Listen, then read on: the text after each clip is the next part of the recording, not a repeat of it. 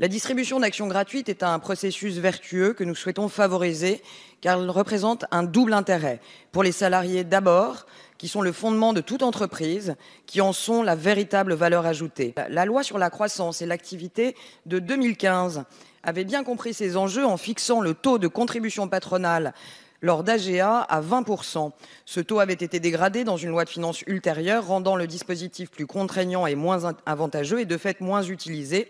L'amendement présenté propose donc de ramener ce taux à 20%. Monsieur le rapporteur, quel est l'avis de la commission? Un avis favorable, Madame la Présidente. Merci, Monsieur le rapporteur. Madame la ministre? Favorable. Merci, Madame la ministre. Je suis particulièrement scandalisé par cet amendement et encore plus scandalisé qu'il soit retenu par le gouvernement. À ma souvenance, on n'en a pas discuté en commission et je pense que c'est un amendement suffisamment important pour qu'on prenne le temps d'en débattre.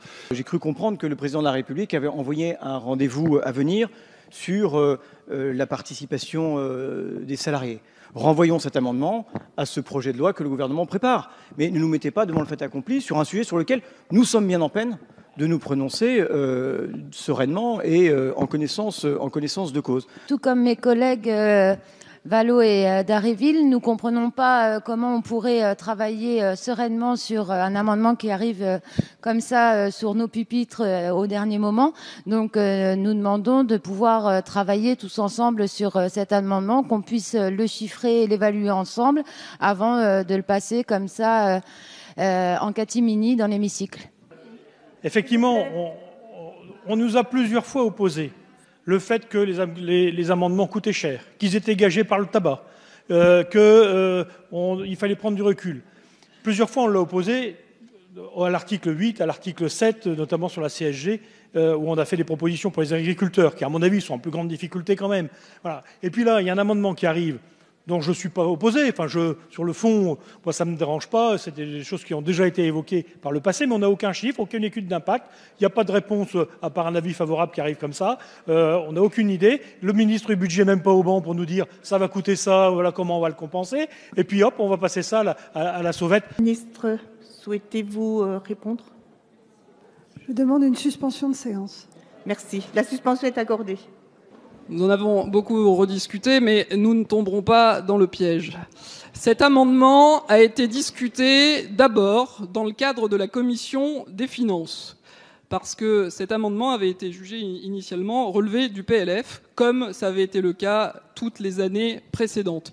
Il se trouve que, après discussion, il a été jugé que le meilleur appareil législatif pour cet amendement était cette année le PLFSS.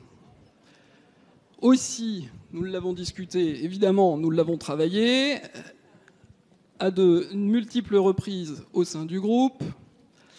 Il n'était pas prêt, pas arbitré entre nous pour la commission des affaires sociales, c'est un fait. Mais il a été retravaillé et est passé en commission des affaires sociales mardi au titre de l'article 88. Oui, merci Madame la Présidente. Bon, on tourne en rond où on a l'impression que ça a failli se terminer en queue de poisson, cette histoire d'amendement. Simplement vous dire, chers collègues, que l'article 88, c'est simplement une commission d'enregistrement. Il n'y a jamais de débat. Or, il est de bon ton, en général, que les amendements dont on discute ne court-circuitent pas la commission ad hoc, c'est-à-dire la commission des affaires sociales. Or, en commission des affaires sociales, personne n'a rien vu de cet amendement. Alors, vous parlez de la commission des finances peut-être, mais la commission des affaires sociales est responsable du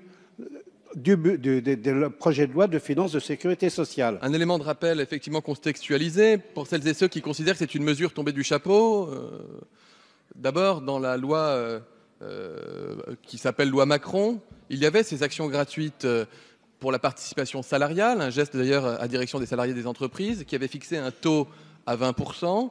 Puis il y a eu une nouvelle discussion dans le projet de loi de finances rectificative pour 2016 qui a proposé de remonter le taux. Il y a eu donc un deuxième débat dans cet hémicycle et le débat a été, je crois, assez intense à l'époque. On est donc sur un sujet qui est un sujet bien connu, amplement débattu et qui relève maintenant non pas d'un choix économique, d'un choix politique. Et nous sommes ici pour réaliser des choix politiques. La majorité soutient l'intéressement et la participation salariée dans les entreprises. Donc, nous voterons cet amendement. Pour préciser, au-delà de ce que vient de dire le rapporteur, que cette mesure a fait l'objet d'un chiffrage, qu'elle est chiffrée aux alentours de 120 millions avant IS et que ça rapprochera le coût de cette mesure aux alentours de 100 millions d'euros.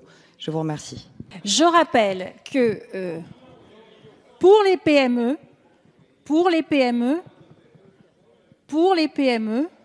le taux est maintenu à 0. Donc là, vous parlez d'un amendement qui ne concerne pas les PME. Pas les PME. Oui. Donc il faut donner toute le panorama des choses. Si cette disposition dans la loi Macron avait été créée pour que lorsque vous créez votre entreprise, supposons que vous souhaitiez recruter un ingénieur, vous n'avez pas les moyens de recruter un ingénieur. Vous lui dites, je vous donne des actions gratuites, comme ça si la société devient profitable, vous en bénéficierez. C'était ça l'esprit de la loi Macron au départ. Sauf qu'il a été dévoyé et cette disposition a été étendue à toutes les entreprises du CAC 40. Mais vous savez très bien que pour les entreprises du CAC 40, on n'est pas du tout dans cette logique-là.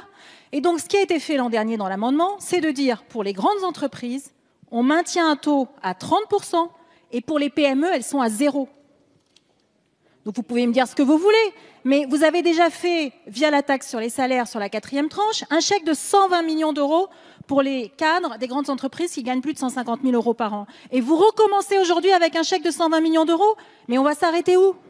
On va s'arrêter où? Et hier soir, vous nous refusez. Et hier soir, vous nous refusez. Hier soir, vous nous refusez 70 millions d'euros pour les agriculteurs.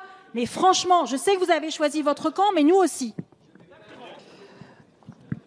Madame la Présidente, il s'agit d'un amendement des députés, mais nous le soutenons parce que le taux de 20% était celui applicable en 2015 et qui correspond à celui du forfait social. Donc il y avait une logique à ce que cet intéressement des salariés, qui est une mesure souhaitée, je pense, par grand nombre d'entre nous, soit facilité. Parce que visiblement nous vous gênons dans cette Assemblée en vous demandant un nombre de réponses sur bien des choses. 3 groupes vous informent qu'ils ne participeront pas à ce vote et quitteront l'hémicycle pour vous laisser entre vous pendant que vous votez cette mesure. Et j'invite tous les parlementaires qui sont nombreux à s'être plaints du fonctionnement de ces débats à en faire de même. Madame la Présidente, comme je l'ai dit tout à l'heure, ça commence à tourner en eau de boudin. Il n'y a pas d'autre mot. Donc vous avez une solution, nous avons une solution. Nous allons demander la convocation de la Commission des affaires sociales en urgence pour examiner cet amendement. Écoutez, Madame la Présidente de la Commission, vous avez la parole. Merci. Pour la sérénité des débats, je demande la convocation de la Commission des affaires sociales. Merci. Merci, Madame la Présidente. J'ai accédé à la demande d'une réunion exceptionnelle de notre commission. Celle-ci s'est réunie pendant 30 minutes. J'ai donné la parole à 2 intervenants par groupe. Il y a donc eu 14 interventions. Je remercie d'ailleurs la concision de chaque intervenant. Et je ne sais pas, Madame la Présidente, il ne m'appartient pas de présider cette séance, mais j'aimerais que nous puissions passer au vote de cet amendement. Merci.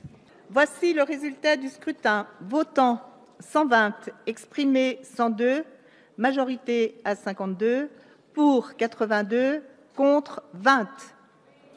L'amendement est adopté.